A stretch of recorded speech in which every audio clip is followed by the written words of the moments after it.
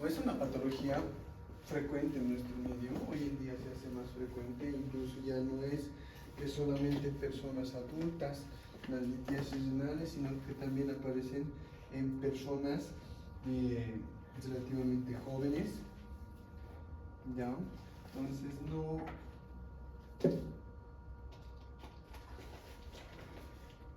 queda exento de los pacientes con pacientes mayores, pacientes adultos y pacientes jóvenes. En cuanto a la definición, hablamos de una enfermedad caracterizada por la aparición de cálculos en el aparato urinario, pueden ser también en todo lo que es el parénquima renal, en los cálices, en la pelvis y en todo lo que es el uréter. Es la tercera patología más frecuente en urología después de una prostatitis y después de infecciones urinarias. Entonces es una de las más frecuentes que tenemos en nuestro medio, ¿ya? Tras las infecciones del tracto urinario y patología prostática, ¿no? Entonces, la más frecuente que vamos a encontrar en nuestro medio es la infección urinaria, que la vamos a ver después. Luego tenemos la prostatitis en los varones y lo que es la litiasis renal en ambos sexos. ¿Por qué es importante saber y por qué es importante definir? Porque la mayoría de estos pacientes, cuando vienen con litiasis renal al servicio de emergencias, van a presentar mucho dolor, ¿ya? Una de las características es que presenta bastante dolor. Aparte de presentar dolor, va a producir una hidronefrosis, ya sea bilateral o unilateral. Posterior a la hidronefrosis podemos presentar lo que es un proceso infeccioso, una cistitis que va a afectar totalmente lo que es el riñón, ¿ya? Entonces, en tal sentido, no es simplemente una enfermedad o una patología que no trae complicaciones, más al contrario, es una de las patologías del sistema urinario y del servicio de urología que tiene mayores complicaciones, ¿sí? Una infección urinaria, podemos tratar una infección urinaria, pero al darse cuenta que es una litiasis renal que pueda producir o ocasionar una obstrucción en el conducto, imagínense, los riñones van a seguir formando orina. ¿Y por dónde salen? ¿No? Entonces, en tal sentido, esa orina o el sedimento urinario se va a acumular en todo lo que es el trayecto a nivel sistema pielocalicial y va a producir una dilatación de este sistema, produciendo una hidronefrosis. Y al no poder evacuar, sabemos que la orina presenta un sedimento y ese sedimento en 24 horas, no sé si alguna vez han notado o han coleccionado orina en algún recipiente. Con el tiempo, cuando se reabsorbe o cuando se evapora esa orina, se queda en la parte como unos grumos medio amarillos, como una capa de arenilla. Entonces se dan cuenta que toda orina presenta ese tipo de arenilla o sedimento urinario, ¿ya? Es conocido como sedimento urinario. Ese sedimento urinario se va a adherir a todo lo que es el sistema pielocalicial y va a producir una fuerte infección urinaria, dando así una cistitis. Y esta cistitis va a venir acompañada o precedida de fiebre, náuseas, vómitos, dolor en la región lumbar, dolor en mi abdomen inferior, no vamos a poder evacuar de manera apropiada la orina. Entonces, produce una gran complicación, ¿ya? Ahora, el lugar de impactación de los cálculos va a depender mucho de dónde se forman, ¿no? Los cálculos impactados a nivel del cáliz, ¿no? No producen mucha molestia en este sector, pero sí un proceso de obstrucción e inflamación en la parte de la corteza. Luego tenemos cálculos impactados en la pelvis renal, ¿no? De diferentes tamaños, y también en este sector puede estar flotando, pero en algún determinado momento puede producir un cuadro obstructivo. Y los cálculos que van a estar en el trayecto uretral, ¿ya? Hay cálculos que sí se pueden evacuar con facilidad cuando podemos presentar algún tipo de dilatación o cuando los cálculos son muy pequeños. Pero si no son pequeños, estos producen una obstrucción y una gran serie de complicaciones.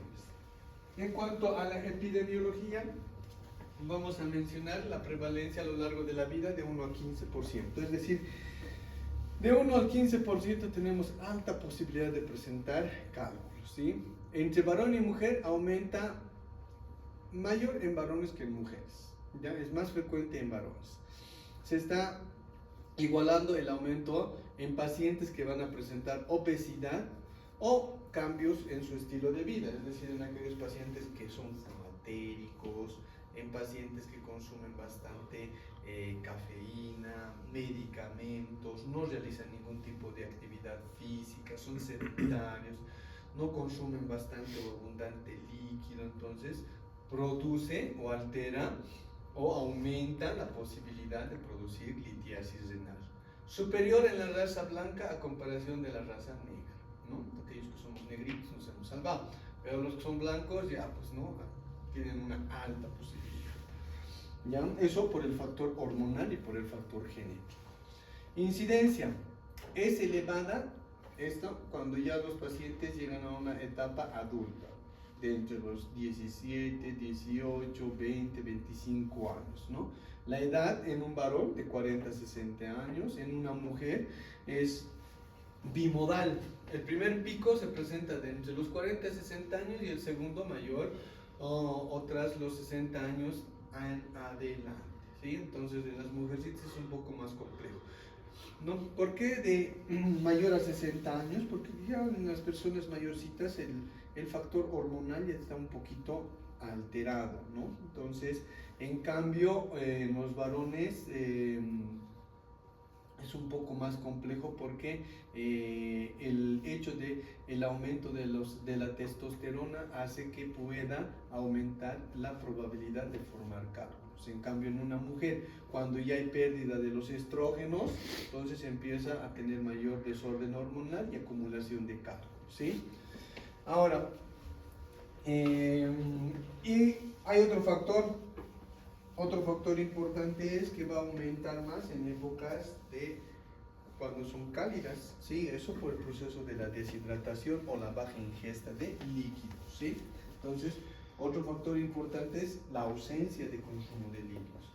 Existen diferentes cálculos para que ustedes puedan tener conocimiento, ¿no? Los cálculos de oxalato de calcio, los que son de fosfato de calcio, el ácido úrico, las de strupita, las de cistina, los Druck-Strong. Entonces son cálculos que van a tener algún tipo de características en su formación y en su estructura, ¿ya? Los oxalatos de calcio son idiopáticos, ya no se sabe cuál ha sido la formación absoluta de esto, pero en una gran mayoría están basados por la hipercalcemia o hiperuricemia en los pacientes que tienen algún compromiso renal, ¿ya? ¿Por qué es importante? Porque estos son radioopacos, ¿sí? En la gran mayoría son radioopacos y hay algunos que son radiolúcidos. Por ejemplo, los radiolúcidos son ácido úrico y los Druck-Strongs y los pocos radioopacos. ¿Por qué es importante? Porque al realizar una ecografía no lo vamos a poder visualizar a cabalidad. Es decir, realizamos una ecografía y no vamos a tener una sombra acústica posterior de los cálculos y no vamos a poder dar un buen diagnóstico, ¿no? Pero si nosotros realizamos una urotac contrastada, ahí sí puede ser otra cosa, podemos evidenciar con mayor facilidad los cálculos, ¿no? Es por eso que estos cálculos es importante también conocer y saber, ¿no? Ahora, la ubicación o la localización renales, ureterales, las de strubita, las de cistina bisecal o las vesiculares, prostáticos, ácido úrico, uretrales, los que son medicamentosos, ¿no? Algunos factores que pueden o la composición que puedan tener. Algunos factores predisponentes, como les había mencionado, es muy importante que nosotros tengamos o no, tengamos que realizar algún tipo de ejercicios, ¿no? Evitar algún consumo de medicamentos como los corticoides, la aspirina, vitamina D, diuréticos de asa, que son factores que pueden aumentar la formación de cálculos, ¿no? Consumir bastante líquido, ¿no? Evitar o tener una dieta baja en calcio, no exagerar, una dieta rica en proteína, dieta rica en sal, entonces hay que evitar esos factores, ¿no? No es bueno consumir exceso cantidad de sal porque va a producir igual alteración a nivel de lo que es la presión, ¿no? Entonces tampoco muchas proteínas, calcio, no exagerar en el consumo, siempre consumir bastante líquido, ¿ya?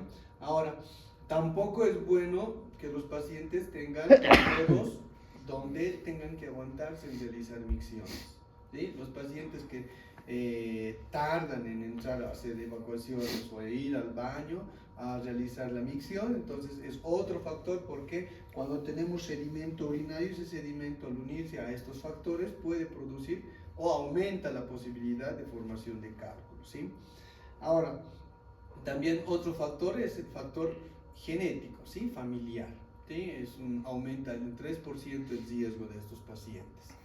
Ahora, en aquellos pacientes que son diabéticos, que tienen enfermedad como la gota, enfermedades renales, congénitas, entonces los que tienen mayor posibilidad de tener fibrosis quística, tienen un alto porcentaje, ¿no? Los hipertensos, los que tienen enfermedad o síndrome metabólico, entonces son otros de los factores, ¿ya? Ahora, más común en climas áridos y secos, ¿no? Y en épocas de calor. Mayor riesgo en trabajos sedentarios, con mayor riesgo de deshidratación o en pacientes que se deshidratan. Por ejemplo, en aquellos pacientes que no realizan ninguna actividad física, ¿no? Que todo el tiempo están en trabajos de oficina, ¿sí? Ahora, el peso también es muy importante, evitar el aumento descomunal o aumentar el peso de manera brusca, ¿sí? Consumo de líquidos, cabe recalcar, más común cuando existen alteraciones anatómicas, es otro de los factores, porque si bien en un gran porcentaje podemos ver y evidenciar que cuando existen infecciones urinarias a repetición, son dos factores. O tenemos litiasis renal o hay alguna alteración anatómica, ¿ya? Que pueda producir el acúmulo de líquido y la formación de gérmenes y nos da procesos infecciones a repetición. Entonces, otro factor, ¿no? Ahora, relacionado como algunos fármacos, ¿no? Como hace rato les había mencionado, los diuréticos que pueden producir o estimular bastante, ¿no? En cuanto a la herencia, la edad, el sexo, no es predisponente genéticamente a las litiasis renales, ¿no? Aumenta el factor genético, ¿por qué? Porque existe una mayor excreción de cistina y esta cistina va a acumularse en la orina y eso hace que se formen placas y esas placas como cálculos, ¿sí? Al igual que la arginina, la lisina, que son algunas sustancias esenciales, son aminoácidos esenciales que se eliminan por vía renal, pero estos cuando existe aumento o exceso en su formación, entonces se acumulan y forman cálculos. Edad y sexo, ¿no? De cada 3 hombres, uno, o de cada 3, un varón o una mujer van a tener afección litiásica, ¿sí? El porcentaje o el índice de 30 a 50 años, ¿no? Poniendo un rango más o menos haciendo una fusión entre varón y mujer, el rango de litiasis entre 30 y 50. No es tan exento también presentar en varones y mujeres, pero jóvenes, ¿ya? Entonces pueden presentar también a partir de los 20, 25. He visto varios pacientes que jóvenes están con litiasis renal. Lo malo es que cuando aparece litiasis renal en personas ya mayores, tiene una gran posibilidad, cuando eliminan, vuelven a aparecer, ¿sí? Entonces es un alto porcentaje.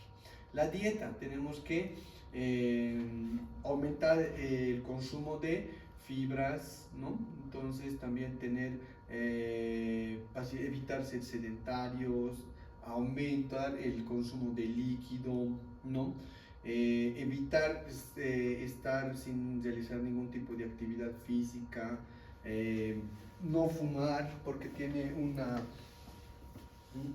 enzima que hace que se acumule mayor cantidad de cálculos en los pacientes somatéricos al estimular o al tener un factor hormonal, ¿ya? Entonces, los síntomas, o hay pacientes que van a tener litiasis renal que son asintomáticos, ¿ya? Entre estos pacientes, lo único, o cómo darnos cuenta, que puedan presentar orinas con sangre, ¿ya? O que tengan una hematuria. O en la orina podríamos encontrar algunos fragmentos o estrías o algunos coágulos de sangre. Entonces, no es normal en una persona que pueda tener, ¿no?, en la orina estrías de sangre. Ahora, los pacientes que presentan síntomas, entonces vamos a presentar los cólicos renales, ¿no? Una lumbalgia, un dolor súbito, intenso, que no mejora, el dolor es localizado, presentan náuseas, fiebre, presentan infección o presentan lo que es un proceso infeccioso, ¿no? Entonces, y también la hematuria, ¿no? A nivel genitourinario, las extremidades van a presentar algún dolor intenso, ¿no? Entonces va a ser muy intenso el dolor. Ni con medicamentos no puedan mejorar o no puedan disminuir, no se va a disminuir en gran escala lo que es el dolor, ¿sí? El dolor es un signo muy predictivo de estos pacientes, ¿sí? Como podemos ver, ahí tenemos, ¿no?, el dolor en región lumbar cuando hay un cálculo que está enclavado, ¿no? Dolor súbito, brusco, intenso, genera gran ansiedad, el paciente reclama analgésicos, pero estos analgésicos no mejoran, ¿sí?, el dolor en gran escala, ¿sí? Van a presentar o van a tener un dolor persistente. Como pueden observar, una comparación de una orina normal con una orina con un paciente con litiasis renal que ha producido una lesión o una laceración en el conducto, y vemos que es una hematuria, ¿sí?, franca. Ahora, en cuanto a lo que es la exploración física, ¿no?, siempre realizar lo que es el puño percutor, realizar la maniobra de Guyon cuando realizamos una presión en lo que es la parte del fosa ilíaca, tanto derecha como izquierda, y el dolor se va a reflejar en la parte de la región lumbar, ¿sí? Entonces, eso nos da un diagnóstico muy predictivo, ¿no? Realizar lo que es la valoración de los puntos ureterales, tanto superior y medio. Por los inferiores es un poquito más complejo. El puño percutor, que es muy importante. En cuanto a la evaluación, siempre tener en cuenta el factor de riesgo, ¿no? Si los pacientes son sedentarios, no consumen alimento o bastante o abundante líquido, que si han tenido familiares con litiasis renal, que si es la primera vez que le produce estos dolores. La inspección, ¿no?, siempre de los pacientes, ver que estos pacientes pueden ser en algún determinado momento por los picos febriles, por las náuseas y los vómitos, pueden estar con diaforesis, presentar agitación por el dolor, la palpación, ¿no?, la percusión, la puño-percusión, poder evidenciar si es que puede existir algún tipo de masa palpable, ¿no? Podría ser otro de los factores importantes para evaluar, ¿no? En cuanto a los diagnósticos diferenciales que vamos a mencionar, en los pacientes que van a presentar una hematuria, podemos estar con un quiste renal, neoplasia renal o de la vejiga, tuberculosis renal, infección del tracto urinario, que estos van a producir hematuria. En cuanto al dolor, podríamos asemejar a una apendicitis, isquemia mesentérica, embarazo ectópico, una diverticulitis, por el dolor, ¿ya? En cuanto a la obstrucción renal extrínseca, podríamos hacer a semejanza de un plastrón, enfermedad de Crohn, masas, abscesos, torsión testicular o una torsión ovárica, vasculares, una embolia, o embolia renal, antecedentes de aneurismas, que puedan asemejar a un proceso obstructivo extrínseco, ¿sí?, que no va a estar directamente en lo que es renal, sino más en la parte inferior de las vías renales. En cuanto a lo que es la exploración o los exámenes complementarios, siempre realizar lo que es un estudio de orina, ¿no?, el parcial de orina o el examen general de orina. Se evidencia o se cuantifica lo que es el pH, la acidez, la estructura. También se puede identificar llevando al microscopio si es que presenta estrías de sangre, si es que hay algún tipo de fibrina. por el proceso infeccioso, por la formación de algún tipo de capas blanquecinas como fibrina, ¿no? Radiológicos no es muy claro, se ve poco, pero más podríamos evidenciar la dilatación de lo que es el riñón, ¿ya? En la ecografía sí se puede observar, ¿ya? Que es muy franca ver los cálculos que son formados por calcio, ¿sí? Como les había mencionado anteriormente, entonces hay cálculos que tienen bastante, son muy fáciles de evidenciar en una ecografía por la consistencia cálcica que tienen, porque estos van a reflejar la sombra acústica posterior. En cambio hay otros cálculos que no están formados, como las estrubitas, entonces no forman lo que es la sombra acústica, y es un poco difícil de evidenciar en una ecografía. En una tomografía pélvica o abdominopélvica con contraste, el 99% se puede evidenciar.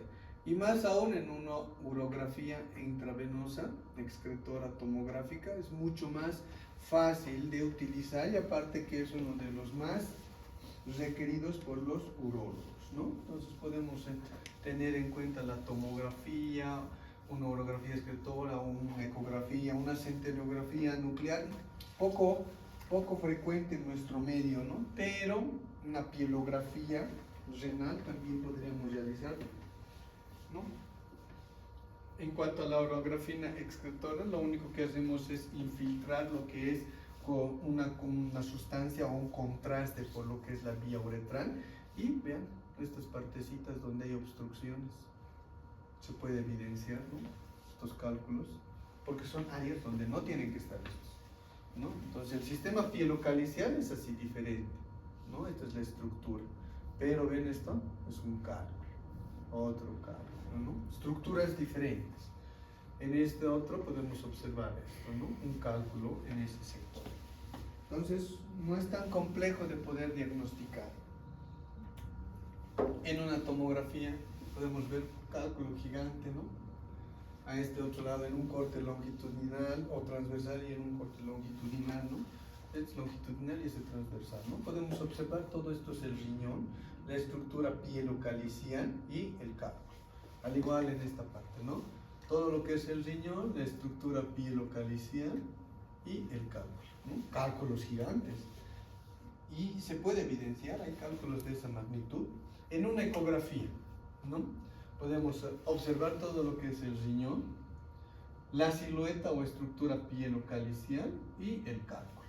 ¿Ve? Entonces, cálculos de calcio bien identificados, ¿no? El tratamiento, lo primero que se debe hacer en estos pacientes siempre no es de manera brusca someter a un procedimiento quirúrgico para extracción de estos cálculos, ¿no? Existen pasos. Lo primero que debemos hacer es un tratamiento ambulatorio o medicamentoso, ¿no? Orientar en el sentido de que el paciente tiene que ingerir bastante líquido, uno, disminuir el peso, disminuir el consumo de alimentos grasosos, disminuir el consumo de medicamentos. Podemos utilizar lo que es el tratamiento para las prostatitis, ¿ya? Entonces hay medicamentos específicos. ¿Qué es lo que pasa con estos medicamentos? Como la tamsulosina. La tamsulosina tiene una acción a nivel de los conductos uretrales que hace que estos conductos se puedan permeabilizar. Permeabilizando estos conductos se dilatan y hacen que los cálculos que son de menor calibre puedan ser evacuados de manera favorable, ¿no? No existen estructuras o medicamentos que puedan desfragmentar. Hay algunos medicamentos que están en prueba que pueden ayudar, pero no en su totalidad, ¿no? Y entonces lo primero que tenemos que hacer es tener un tratamiento medicamentoso, ¿no? Agentes liberadores de la obstrucción, como les había mencionado, ¿no? La tamsulosina va a dilatar todo lo que es el trayecto, ¿no? Evitar lo que es utilizar algunos medicamentos como las asas, furosemidas, que van a empeorar el tratamiento, ¿ya? Ahora, tratamiento de elección, analgésicos, ¿no? Opioides, ¿no? Tal vez dar a los pacientes metamizol, ¿no? Por la fiebre y porque también tiene una acción analgésica, entonces ayuda bastante. Antiespasmódicos, porque los dolores que producen son pungitivos y además son constantes, ¿no? Antieméticos, por lo que es los vómitos y las náuseas, ¿no? Por el proceso infeccioso, ¿no? Podemos dar la metoclopramida, que es muy importante. Entre los opioides podemos dar el tramadol, es un buen medicamento el tramadol, ¿sí? Ahora, hoy en día hay otro medicamento que es igual opioide, que es el Cabenol. Está de moda, ese medicamento es una joya porque ayuda bastante en los dolores, tanto posparto, posquirúrgicos, cuando hay este tipo de dolores. Ahora hay otro para los dolores neurológicos y del sistema, más que todo neurológicos y a nivel de las cefaleas, que es la pregabalina. No sé si han oído hablar, pero son medicamentos muy buenos, de acción muy buena para la analgesia y neurológicos, ¿no? Entonces, cada vez van apareciendo más medicamentos, ¿no? Ahora, en cuanto a otros tratamientos, ¿no? Como les había mencionado, hidratar, la dieta, calor, terapia médica, que los pacientes empiecen a hacer ejercicios, ¿no? No estar sedentarios. Ahora, en la gran mayoría siempre hay que hacer una derivación a la especialización correspondiente. Especialistas en neurología y lo que es la atención en emergencias, ¿no? En cuanto a los urólogos, siempre los urólogos van a ver la necesidad de poder realizar las evacuaciones, ya sea vía percutánea o ya sea vía transuretral, ¿no? Entonces, en cuanto es lo que es las emergencias, lo primero que debemos hacer es calmar al paciente, porque lo que viene en el paciente a la emergencia es el dolor. El dolor es insoportable. No sé si algunos ya habrán tenido algún familiar o si ya han tenido litiasis renal. El dolor es muy insoportable, no se puede soportar. Por más medicamentos que te pongas, duele bastante, ¿no? Y más aún en personas como por ejemplo las que son embarazadas, ¿no? En aquellos pacientes que tienen disfunción renal, aquellos pacientes que tienen alguna discapacidad, porque van a estar totalmente, ellos no van a entendernos, no los van a entender qué es lo que tienen por el grado de discapacidad, ¿no? Entonces siempre hay que actuar en ese sentido por el dolor. La fiebre, náuseas, vómitos. ¿Por qué la fiebre? Porque los pacientes empiezan a estar muy diaforéticos, muy álgidos, muy quejumbrosos y es incómodo tener picos febriles. Las náuseas y los vómitos, ¿no? Todo paciente con náuseas y vómitos empiezan a tener un proceso de deshidratación y un desequilibrio hidroelectrolítico. La fiebre, al tener fiebre, es una pérdida insensible de líquidos. Entonces, si tenemos picos febriles y es muy prolongado y es muy seguido, los pacientes se nos deshidratan y hay alteración del equilibrio hidroelectrolítico. Entonces, lo que tenemos que hacer es evitar eso, ¿verdad? Si lo que queremos es que el paciente esté bien hidratado para poder eliminar con las evacuaciones, hay que evitar su deshidratación. Hay que evitar que vomite, ¿no? Entonces, es otro de los factores que debemos considerar en emergencia, ¿no? Ahora, hay otros estudios, ¿no? O hay avances que están de moda, como la litotripsia extracorpórea, ¿no? Por ondas de choque. Generalmente esta litotripsia se hace en estos procesos, cuando los cálculos son pequeñitos, pueden desfragmentarse, y en algunos casos no se desfragmenta, pero se hace el intento, ¿no? Había esto que es la litotripsia en pacientes con cálculos de vías biliares. Se les hacía, colocaba el transductor y se aumentaban las frecuencias de las ondas del ecosón y empezaban a producir choques profundos en esto, y esto hacía que los cálculos se puedan desfragmentar, ¿no? Pero no es muy útil. ¿Por qué? Porque en vías biliares no da. En región renal no he visto mucho, pero hacen el intento y ayudan cuando son cálculos pequeños, se desfragmentan, ¿no? Se pueden partir, pero no se eliminan en su totalidad. Y mediante la orina pueden eliminar. Al desfragmentar, cuando son cálculos gigantes, lo que hacen es producir fragmentos y por vía transuretral, ¿no? Entran por la uretra, llegan a lo que es la región renal y extraen en un canastillo, casi como el canastillo de Dornier, que es un alambre que va directo y tiene en la parte de la punta como un globito, como una bolsita. Lo hacen para atrás el jalador y se abre como bolsita, agarra el cálculo y lo extrae, ¿no? Entonces ayuda bastante.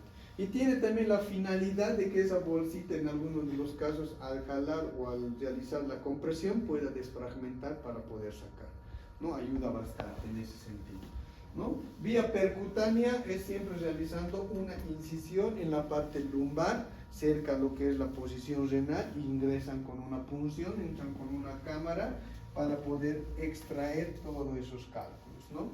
Entonces, ahora, en algunos de los casos cuando son cálculos impactados, cálculos que son muy gigantes y están muy adheridos, entonces lo único que queda es hacer una cirugía abierta para poder extraer estos cálculos, ¿no? La nefrolitotomía radial o la nefrolitotomía anatrófica. Entonces, existen, ¿no? Estos. En cuanto al tratamiento para poder prevenir, es importante que ustedes conozcan cómo prevenir, tanto para ustedes como para que puedan orientar a sus familiares o pacientes que tienen, ¿no?, estos cuadros, ¿no? Y evitar lo que es el consumo de alimentos grasosos, ¿no? Siempre tratar de bajar de peso, aumentar los líquidos, evitar el exceso consumo de lácteos, luego evitar los diuréticos, los diacídicos, suplementos que tengan bastante calcio, ¿no? Los gluconatos de calcio. Entonces siempre tratar de evitar todo eso para que tengamos una buena vía. Además, aparte, evitar su formación, ¿sí? ¿No? Entonces siempre hay que evitar, ¿no?, aquellos cálculos que son de Struvitan, lo que son los ácidos hidroxasámico. Entonces estos son el allopurinol, ¿no? El allopurinol, hay que evitar el consumo excesivo en pacientes con patologías cardíacas, hay que evitar la cistina, la penicilanina, medicamentos que son muy nefrotóxicos y aparte ayudan y estimulan la formación de cálculos. Complicaciones cuando existen litiasis renales, ¿no? Infecciones urinarias a repetición o frecuentes, los cuadros de sepsis o lo que son las cistitis, ¿no?, las hidronefrosis, insuficiencias renales, perforación ureteral, estrechez ureteral, ¿no? Entonces, son algunas de las complicaciones que traen o que conllevan lo que son las litiasis. Lo único, como les había mencionado, abundante líquido, ¿no? Realizar actividad física, evitar el consumo de mucha medicación. En nuestro medio, en nuestro país, vas a la farmacia, pucha, y en la farmacia te venden medicamentos por, bueno, sí, como pastilla, como dulce, ¿no? Como si fuera para un resfrío, te dan unos medicamentos por montón. Entonces, y no es bueno automedicarse, ¿no? Tampoco ir mucho consumo de medicamentos, porque lo que hacemos es alterar nuestro hígado, nuestro riñón, y todos estos medicamentos siempre traen un efecto beneficioso y un efecto no beneficioso, ¿no? Lo que muchos decimos el riesgo-beneficio. Si te automedicas, te puede ir bien, pero si no te medicas de manera adecuada, y lo malo es que en las farmacias te dice, cuesta, digamos, un medicamento 15 pesos, ¿no? Y tú le dices, pucha, no tienes lo más barato, ya te vende lo más barato, unos 7 pesos. No me alcanza, pero llévate para 3 días, dice, ¿no? No, y el medicamento o la medicación como mínimo son 5 días. Si nosotros tomamos 2 días, 3 días, estamos produciendo una resistencia medicamentosa. Y a la larga, no la van a sentir ahora, a la larga es donde van a sentir cuando exista una complicación, cuando tengan alguna enfermedad. No va a haber ningún medicamento que podamos darles, ¿no? Entonces, antes con amoxicilina todos nos sanábamos, Con una pinchazo de penicilina estábamos bien. Ahora he visto que hay pacientes que no, con nada. Tenemos que utilizar carbamapenem, imipenem, vancomicinas.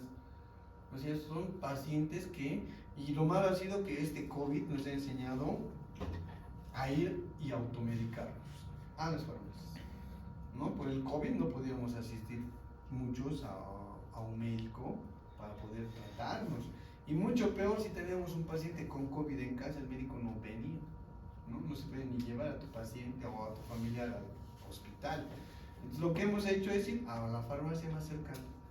Y en la farmacia más cercana te vendían retrovirales, te vendían lo que es ibuprofeno, paracetamol, aspirina, antibióticos, vitamina A, vitamina D, vitamina C, te vendían de todo. Entonces tengan en cuenta que hay que saber medicarse, ¿no? Entonces, y también hacer un buen tratamiento, no es solamente 2-3 días, porque ya al tercer día nos podemos sentir bien, pero no estamos totalmente recuperados, ¿no? Entonces hay que hacer un tratamiento de 7 días, 10 días como mínimo. ¿Preguntas, dudas que tuvieran? No, entonces ya saben que las litiasis renales traen muchas complicaciones en las personas que lo tienen, ¿sí? No solamente es que tienen cálculos y ya lo puedan botar, ¿no? Pueden producir cistitis, infecciones urinarias a repetición, pueden producir incluso lo que son lesiones, perforaciones y eso a la larga consecuencias, ¿no? Bueno, vámonos chicos, mañana es jueves, ¿verdad?